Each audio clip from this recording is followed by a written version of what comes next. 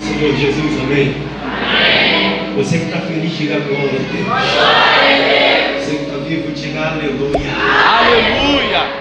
Pega a sua Bíblia. Epístola do apóstolo Paulo aos Efésios, capítulo de número 6. Apenas o verso de número 13. Epístola de Paulo aos Efésios, no capítulo de número 6, apenas o verso de número 13. Quero louvar a Deus por essa oportunidade de novamente estar nessa casa, estar nessa tribuna, primeiramente para adorar a Deus com os irmãos e também estar fazendo a exposição da palavra de Deus. Que Deus abençoe a vida da liderança dessa casa, o pastor Danilo. Essa semana lá em casa eu falava do Senhor, pastor. Falava acerca da sua pessoa, e é muito bom estar aqui. Quando o pastor fala, ele transmite uma essência. Quando o pastor falava que eu senti a presença de Deus. Que Deus abençoe o Senhor, lhe dando saúde, graça e sabedoria. Deus abençoe os ministros do altar de uma forma poderosa e abundante. Também Deus abençoe meu amigo, irmão Felipe. Amém? Deus te abençoe, eu te amo. Amo a tua casa. Conforme já foi dito, estou acompanhado com a minha esposa, missionária Elizabeth Cristina, também pregadora da palavra de Deus. Irmãos, nessa noite eu quero falar sobre o posicionamento de uma igreja evangelística. O posicionamento de uma igreja evangelística. Nós estamos num culto temático, num culto de conscientização missionária. Eu quero ser muito sucinto e obediente ao tempo proposto. Epístola de Paulo aos Efésios, o capítulo de número 6, o verso de número 13, o texto diz assim: portanto, tomai toda a armadura de Deus, para que possais resistir o dia mau, e havendo feito tudo, ficai firmes. Portanto, tomai toda a armadura de Deus, para que possais resistir no dia mau, e havendo feito tudo, ficai firmes. Diga amém. Amém. Glória a Deus. Pode estender para mim, por favor. Irmãos, quando nós falamos da epístola de Paulo aos Efésios, nós falamos de uma epístola completamente inspirada pela pessoa do Espírito Santo de Deus. Porque no capítulo 1, Paulo, ele fala dos mistérios de Deus. Ele fala sobre os mistérios que estavam escondidos através da pessoa do Espírito Santo. Ele começa a falar sobre as bênçãos que Deus liberou para o seu povo. O que me chama a atenção é que quando nós estudamos essa epístola ela é conhecida na visão teológica como a epístola da prisão. Porque dentro desse contexto, enquanto Paulo escrevia, Paulo estava preso. E é tão interessante, porque Paulo faz questão de, por 3 vezes, dentro dessa epístola, Paulo mostrar que ele estava preso. Efésios, capítulo de número 3, o verso 1, Paulo diz: eu, o prisioneiro no Senhor. Eu, o prisioneiro do Senhor Jesus. Paulo também diz em Efésios, no capítulo 4, no verso de número 1, Paulo diz: eu, o preso do Senhor. No capítulo 3, ele se apresenta como o prisioneiro. No capítulo 4, ele se apresenta como o preso do Senhor.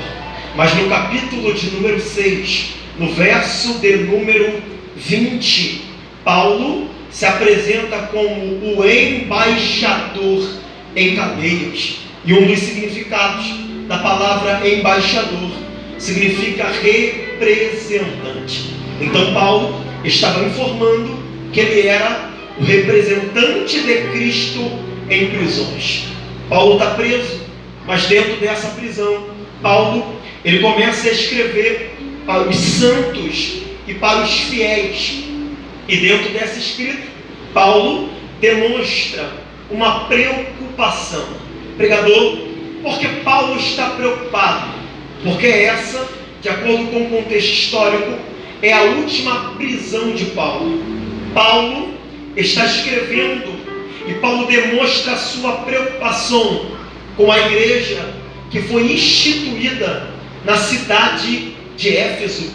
E quando nós falamos sobre essa igreja foi alcançada através da obra missionária. Essa igreja foi alcançada, foi instituída, foi direcionada, foi regida através da obra missionária. E quando Paulo escreve essa carta, Paulo estava incentivando os santos e os fiéis a não anularem tudo aquilo que Paulo tinha investido. Quando nós falamos sobre a igreja que estava inserida na cidade de Éfeso, de acordo com o contexto histórico, Paulo ele pregou na cidade de Éfeso pela primeira vez no ano 53 depois de Cristo. Só que a Bíblia informa em Atos, no capítulo de número 18, no verso 19, no verso 20 e no verso 21, que Paulo prega em Éfeso, mas não fica muito tempo. Mas a Bíblia informa que 2 anos depois, Paulo volta nessa mesma cidade. Ele prega, ensina e através de uma visão do Espírito Santo, Paulo inicia uma igreja ali. Quando nós falamos sobre a cidade de Éfeso, nós falamos literalmente sobre uma cidade que Paulo desgastou a sua vida para discipular, para pregar, para ensinar. Quando nós lemos esse contexto, todo esse contexto da evangelização de Paulo em Éfeso está inserida em Atos dos Apóstolos, no capítulo de número 19. A Bíblia diz em Atos, no capítulo de número 19, a partir do verso de número 6 e a partir do verso de número 7, que quando Paulo chegou em Éfeso para instituir essa igreja, Paulo encontra 12 homens. E quando Paulo encontra esses 12 homens, Paulo diz: vocês já foram batizados no Espírito Santo? Esses homens dizem: nunca ouvimos dizer que havia batismo no Espírito. Então Paulo diz: e qual batismo que vocês conhecem? Eles disseram: nós só conhecemos o batismo de João, que é o batismo para remissão de pecados. Mas a Bíblia informa que Paulo chama aqueles 12 homens na cidade de Éfeso e impõe a mão sobre eles. E a Bíblia diz que aqueles 12 homens, eles foram cheios do Espírito Santo de Deus, ainda na cidade de Éfeso. De acordo com Atos dos Apóstolos, o capítulo de número 19, o verso de número 8, a Bíblia diz que Paulo ensinou dentro de uma sinagoga durante o período de 3 meses. Paulo entrava dentro dessa sinagoga, ensinava a palavra, convencia ensinando a palavra, persuadindo acerca do reino de Deus. O assunto que Paulo tratava enquanto Paulo pregava não era um assunto antropocêntrico, mas o assunto principal de Paulo era falar do reino, era falar da graça. E Paulo, durante 3 meses, Paulo ensinava dentro dessa sinagoga. Atos dos Apóstolos, o capítulo de número 19, o verso de número 9, a Bíblia informa que depois que Paulo pregou dentro dessa sinagoga durante 3 meses, alguns homens se levantaram levantaram contra Paulo e falaram: Paulo, nós não queremos que você pregue mais dentro dessa sinagoga. Ou seja, alguém estava fechando as portas da pregação missionária para Paulo. Só que enquanto alguém fecha a porta da sinagoga para Paulo, a Bíblia fala de um filósofo por nome de Tirano, que tinha uma escola de filosofia, e esse filósofo disse para Paulo: Paulo, já que não querem deixar você pregar na sinagoga, eu estou cedendo a minha escola para que você possa pregar a palavra de Deus. Era Deus informando: Paulo, se uma porta se fecha aqui, outra porta se abre ali, mas a pregação missionária não pode parar. Paulo prega dentro dessa escola filosófica durante o tempo de 2 anos. Paulo prega, discipula, exorta, ensina, e o assunto principal de Paulo era o reino de Deus. Ainda dentro desse contexto missionário, a Bíblia nos informa em Atos, no capítulo de número 19, no verso de número 11, no verso de número 12, que através da vida de Paulo, muitas pessoas eram curadas de formas extraordinárias. Ou seja, o ministério de Paulo começou a avivar a cidade de Éfeso. E quando nós falamos sobre a cidade de Éfeso, nós falamos de uma cidade que estava dominada pela idolatria. Nós falamos de uma cidade que estava tomada pelo paganismo. Nós falamos de uma cidade que estava tomada pelo ocultismo. Nós falamos de uma cidade que estava tomada pela magia negra. Mas Paulo entendeu: o diabo pode até tentar dominar, mas quando a palavra missionária entra, o céu assume e toma conta do lugar. Paulo começa a curar, ao ponto da Bíblia informar que tinha tanta gente para Paulo curar, que tinha gente que não conseguia se aproximar. Então Paulo entendeu: já que não dá para os enfermos chegar, pega o meu lenço e leva o meu lenço lá. A Bíblia informa que o lenço de Paulo, de uso pessoal, curava enfermos. Quando o lenço de Paulo tocava nos endemoniados, o diabo precisava se retirar. Ainda dentro desse contexto missionário, a Bíblia nos informa em Atos dos Apóstolos, no capítulo de número 19, no verso de número 15, que alguns ambulantes na cidade de Éfeso tentaram expulsar demônios, mas os demônios falaram: quem são vocês? Paulo eu conheço, Jesus eu bem sei quem é, mas vocês quem são? Ou seja, os próprios demônios estavam dizendo que reconheciam Paulo. E por que reconheciam Paulo? Porque Paulo não pregava, Paulo não praticava uma obra missionária vazia. Paulo tinha autoridade, e quando o missionário tem autoridade, não tem demônio que possa parar o propósito que Deus nos confiou. Ainda dentro desse contexto da obra missionária, a Bíblia nos informa em Atos dos Apóstolos, no capítulo de número 19, no verso de número 17, através do ministério de Paulo, o nome do Senhor era engrandecido. Aleluia! Oh, aleluia!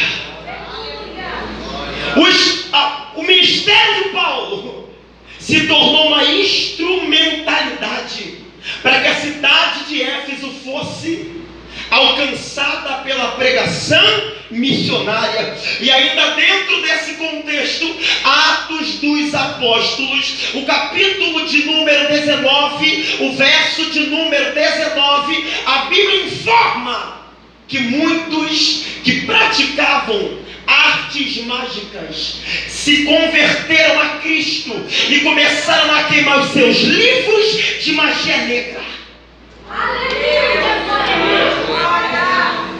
Uma pregação missionária.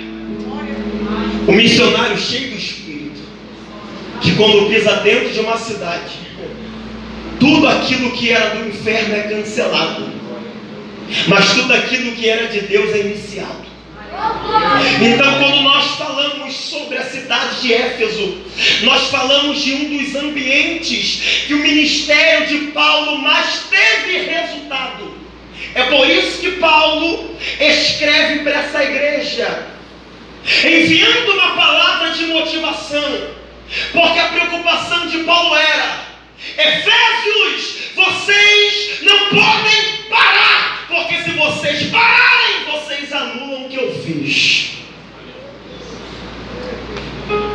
Glória a Deus.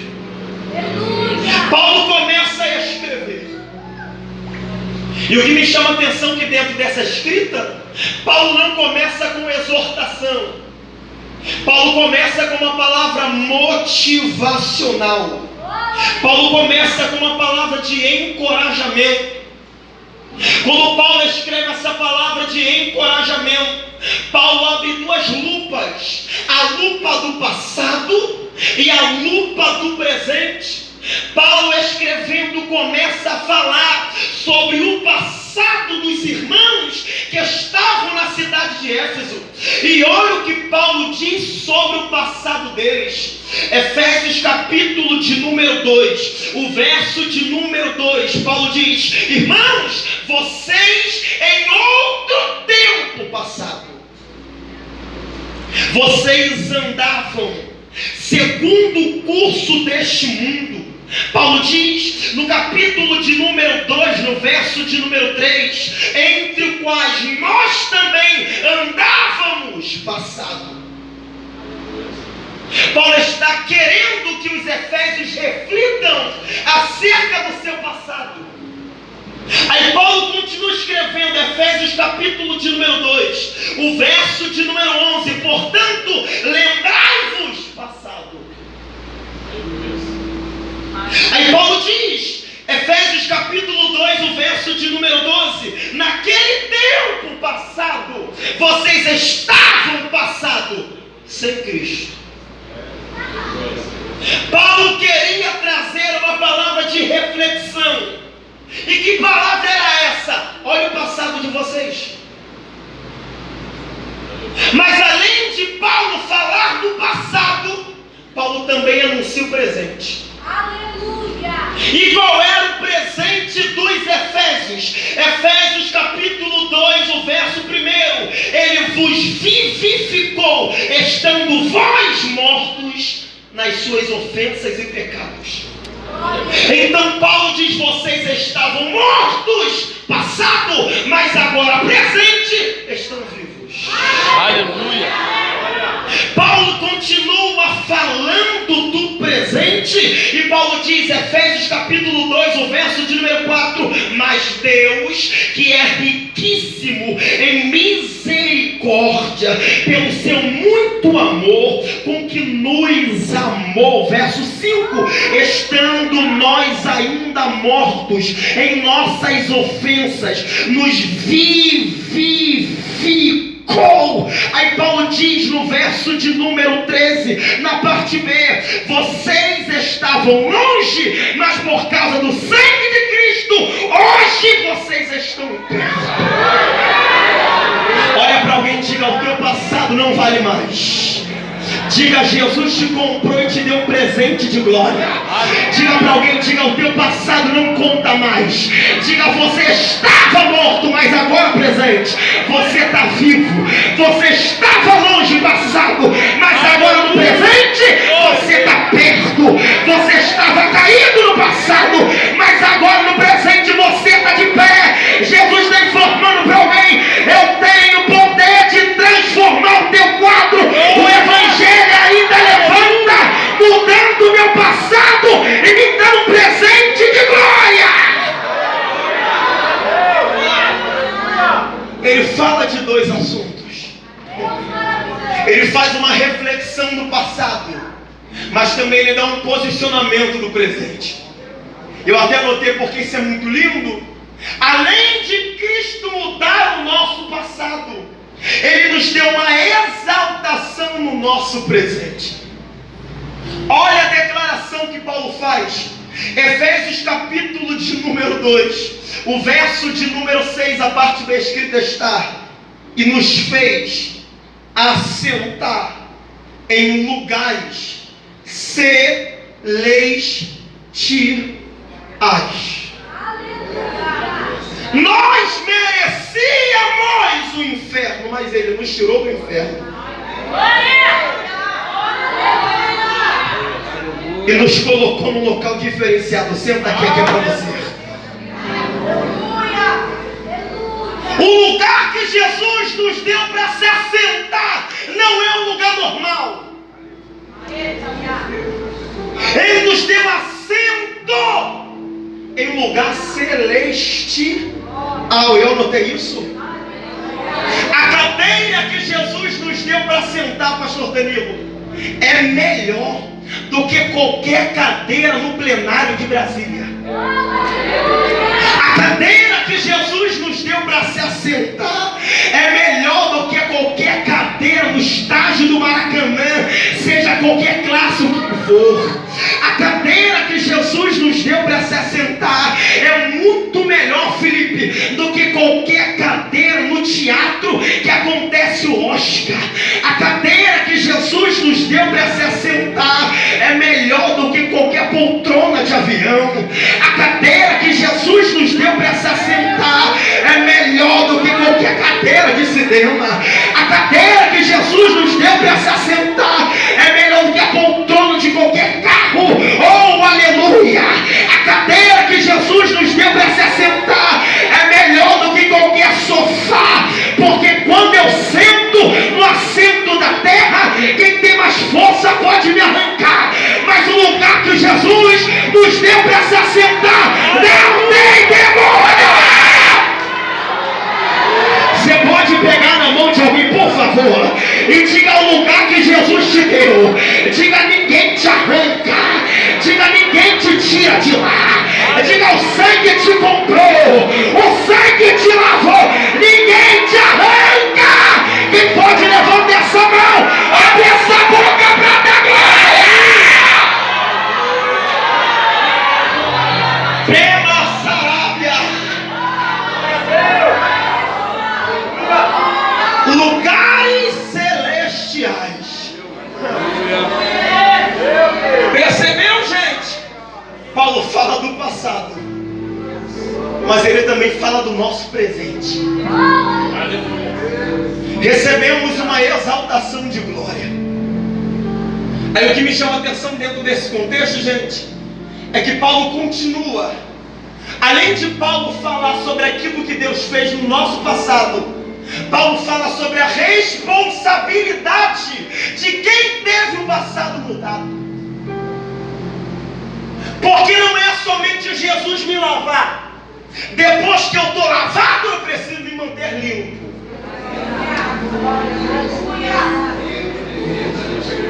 Paulo diz: já foram lavados, já fomos, agora andem como limpos.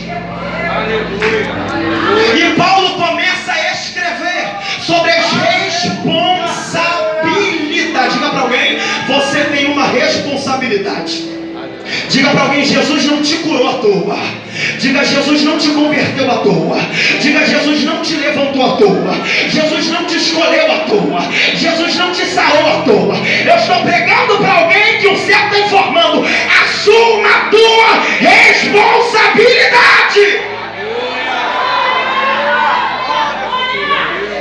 Pregador, e quais são as responsabilidades que Paulo escreve para os Efésios? Primeiro, Efésios capítulo 4, verso 1, verso 2, verso 3. Paulo diz: andai em união.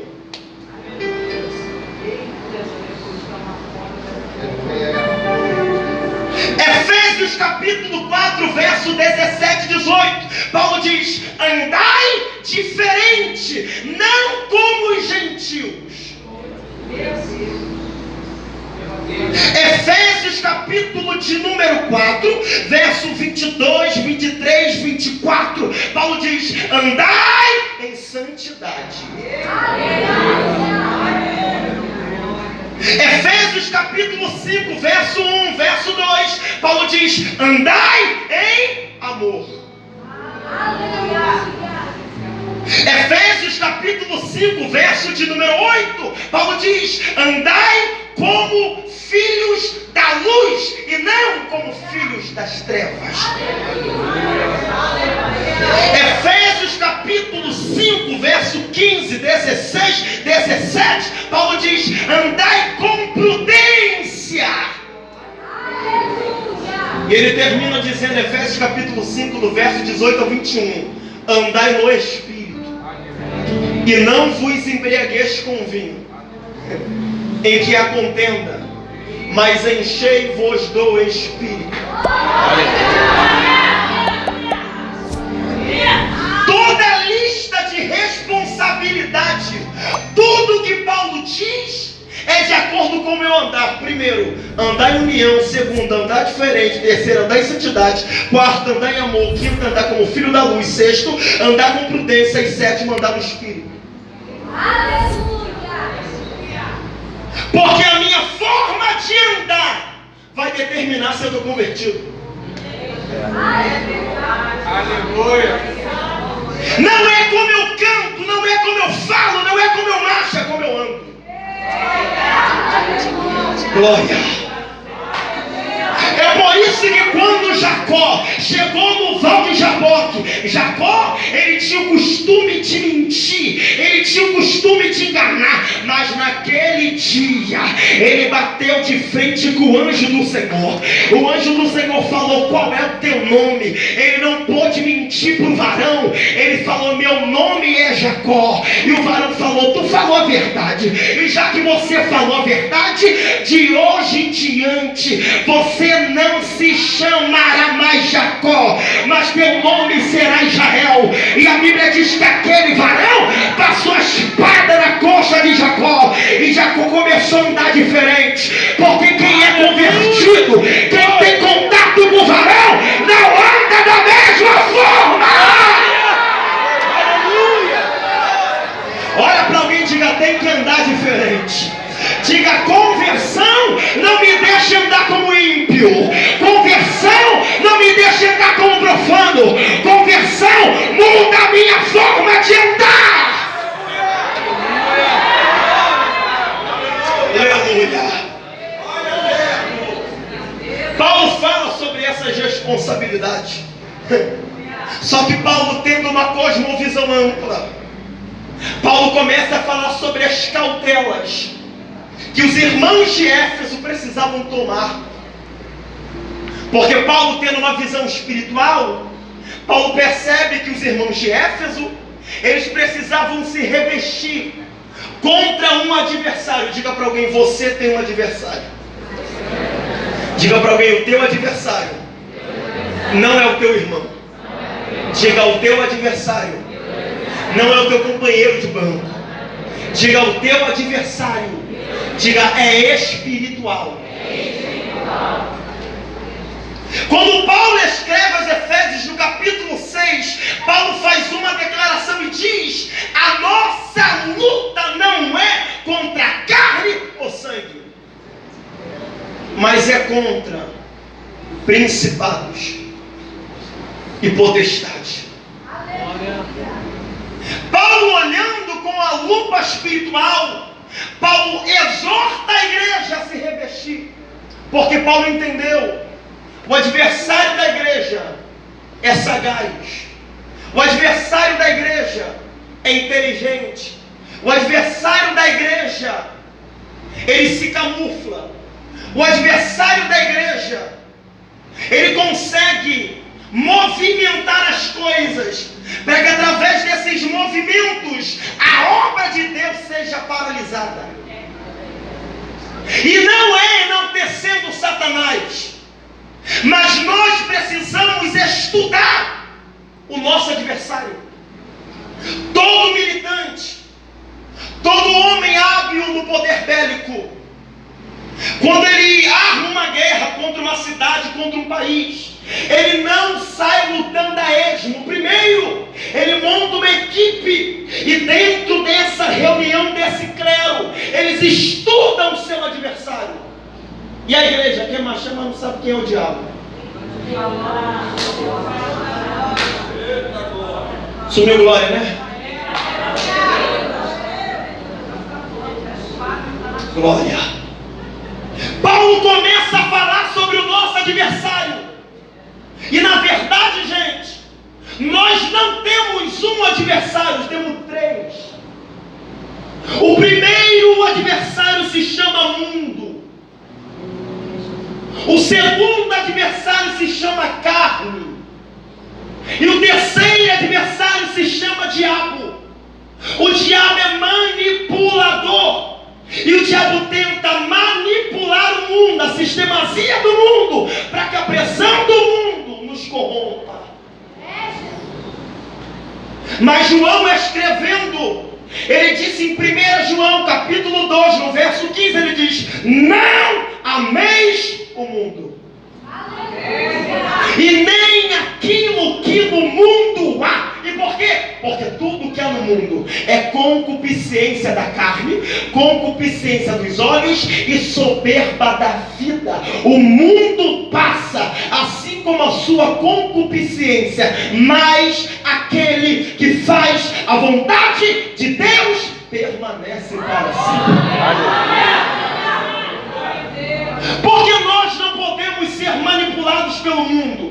É porque Tiago capítulo 4, verso 4 está escrito: infiéis, não sabeis que a amizade com o mundo é inimizade com Deus. E que a amizade com Deus é inimizade com o mundo. Diga para alguém: nós estamos em guerra contra o mundo. Segunda manipulação que o diabo tenta fazer: ele aproveita as legalidades da nossa carne, porque a nossa carne é nossa inimiga. E essa guerra do espírito contra a carne, ela só irá acabar no arrebatamento da igreja. Porque Paulo disse em 1 Coríntios, a partir do capítulo 15, verso 51, Paulo diz que nós receberemos um novo corpo. E quando nós recebermos esse novo corpo, um corpo glorificado, toda mazela, todo corrompimento, toda guerra contrária será cessada. Aí Paulo, escrevendo aos Romanos, ele disse no capítulo 8, no verso de número 8: aqueles que andam na carne não agradam a Deus. Então o diabo, nosso adversário, ele manipula o mundo, ele tenta manipular a nossa carne. Eu aprendi, gente, que se a gente vencer o mundo e se a gente vencer a nossa carne, o diabo não é ninguém. O diabo só ganha campo quando nós temos legalidade à carne e ao espaço para o mundo. Aí Paulo começa a escrever sobre o nosso adversário. Eu acho legal, gente, porque Satanás tem muitas características na Bíblia. Dentre elas, ele é chamado de diabo. Apocalipse capítulo 12, verso 10. Ele também é chamado de tentador. Mateus capítulo 4, verso 3. Ele também é chamado de pai da mentira. João capítulo 8, verso 44. Ele também é chamado de dragão. Apocalipse capítulo 12, verso de número 7. Ele também é chamado de serpente. Apocalipse capítulo 12, verso 9. Mas ele também é chamado de Deus desse século. 2 Coríntios capítulo 4, verso 4.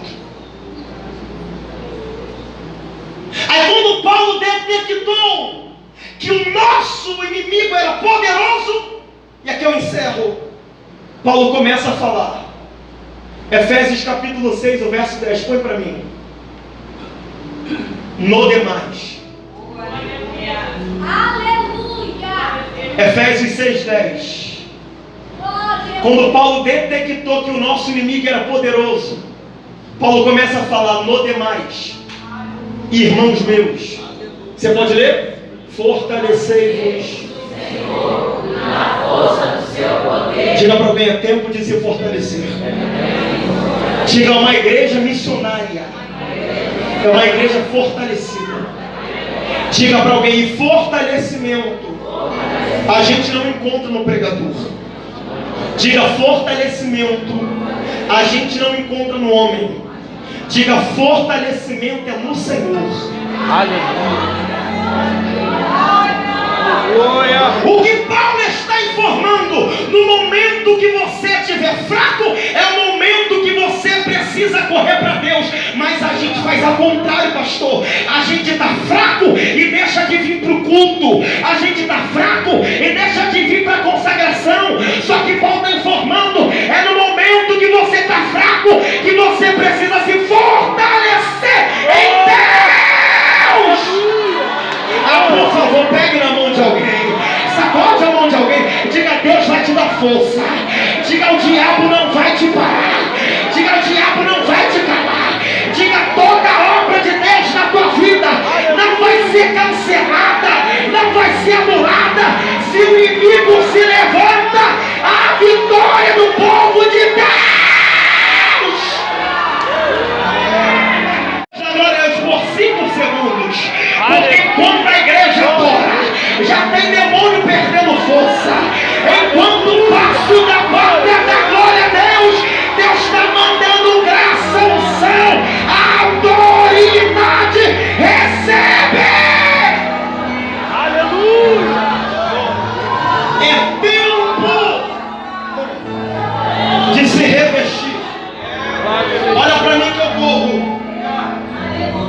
E como que eu me revisto? Aí Paulo fala sobre as armaduras de Deus. Vou ser muito rápido aqui. O primeiro armamento, ou a primeira armadura que Paulo fala, ele fala sobre o cinto, ele fala sobre o, olha para mim, cinto da conotação de integridade. Cinto fala sobre integridade. Porque quando Paulo olha para aquele oficial romano, Paulo tem uma revelação e começa a escrever para a igreja. Ele está olhando para um soldado romano e está escrevendo um cinto. E por que ele fala sobre o cinto? Simples. Porque o cinto era responsável de também segurar a espada. Espada da conotação de palavra. Então Paulo quer informar: quem tem integridade tem autoridade para segurar a espada. Quem não tem integridade não tem autoridade na palavra. Porque conhecer a Bíblia é uma coisa, ter autoridade nela é outra. Glória. Paulo começa a falar da coraça, uma ferramenta feita de bronze que cobria do peito a cintura. E a coraça fala sobre a justificação na vida do cristão. É por isso que Paulo diz: quem intentará acusação contra os eleitos de Deus, se é Deus que os justifica.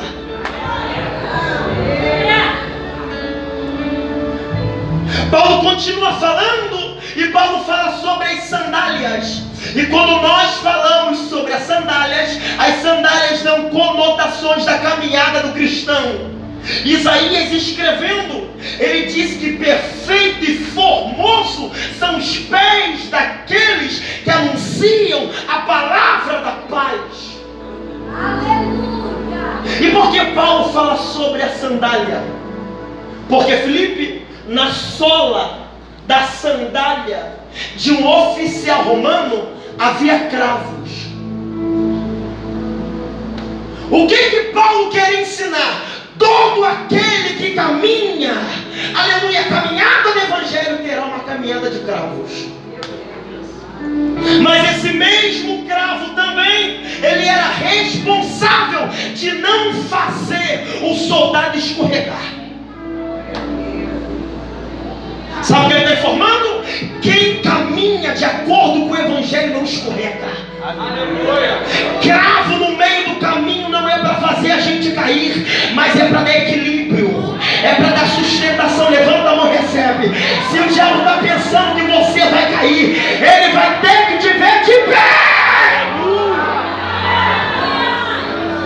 Aleluia. Aí Paulo acerca do escudo. Repita comigo: escudo. Diga aí: escudo. Vem cá, Felipe, rapidinho. Escudo representa a união dos soldados. Escudo representa a união dos soldados. E por que, pregador? Porque todo escudo de um soldado romano, ele tinha 1,20 m de comprimento, 60 centímetros de largura, e na parte baixa do escudo havia um espaço, e o escudo desse encaixava com o escudo desse.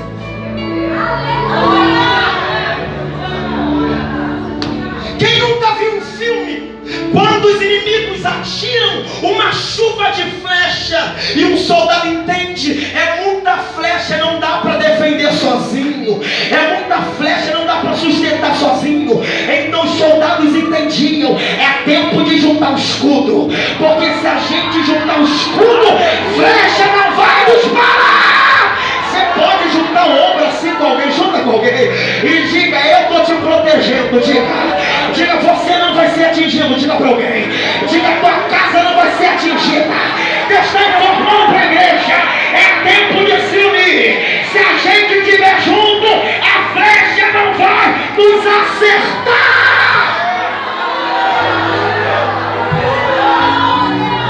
Aleluia.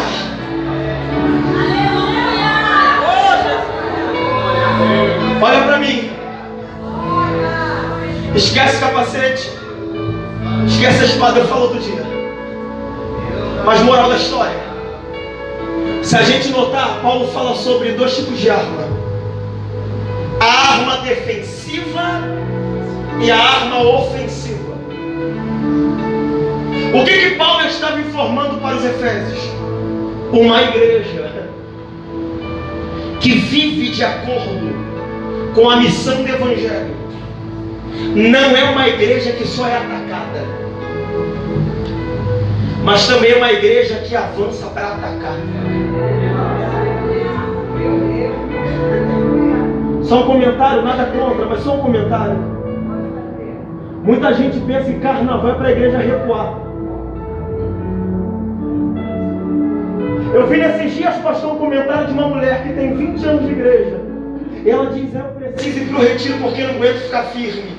Nada contra com quem é novo convertido, nada contra com quem é neófito, nada contra com quem começou agora. Só que o cristão precisa se posicionar e dizer: eu não vou ficar somente sendo atacado.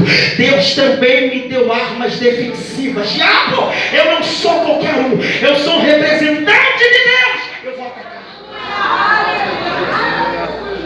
Então esse é o posicionamento de uma igreja que tem uma conscientização missionária. A igreja não nasceu para recuar. A igreja pode até parar um pouco para descansar, mas a igreja não nasceu para recuar. A igreja tem armas, e essas armas são espirituais. E se a gente usar, o reino avança e o nome do Senhor é glorificado. Você recebe essa palavra? Você pode aplaudir a Jesus com força. Mistura essa palma com aleluia. Mistura essa palma com glória a Deus, porque Jesus pega a fonte como ele fala. Aleluia. Mas eu quero saber se nessa noite tem alguém que chegou nesse culto que talvez está com uma vida completamente fora do padrão daquilo que Deus quer. E da mesma forma que Paulo fez com os Efésios, Ele quer fazer com você nessa noite. Ele quer te dar um presente de honra. Ele quer te dar um assento diferenciado em lugares celestiais. Mas para isso você precisa da autonomia, para que o Espírito Santo de Deus possa trabalhar em você. Tem alguém nessa noite afastado, ou que nunca serviu a Jesus, que nessa noite ouviu essa palavra, ouviu tudo que foi falado nesse culto e disse: eu preciso me posicionar, eu preciso me armar, com aquilo que Deus quer me entregar. Tem alguém nessa noite? Se tiver, vem cá que eu quero orar com você. Aleluia. Eu vivi dentro de um calabouço, aprisionado sem poder sair. Para mim é o fim do mundo. Canta isso.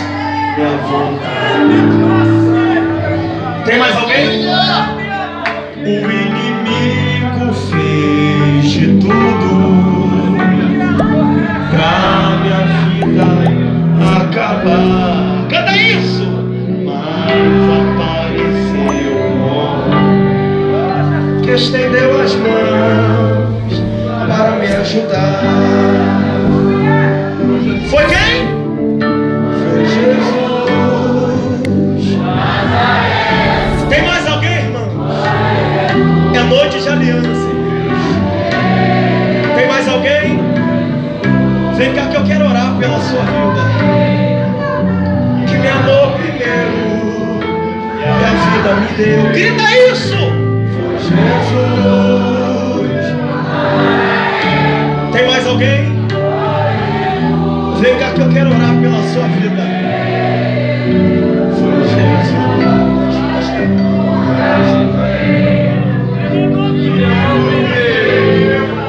Tem mais alguém, irmãos?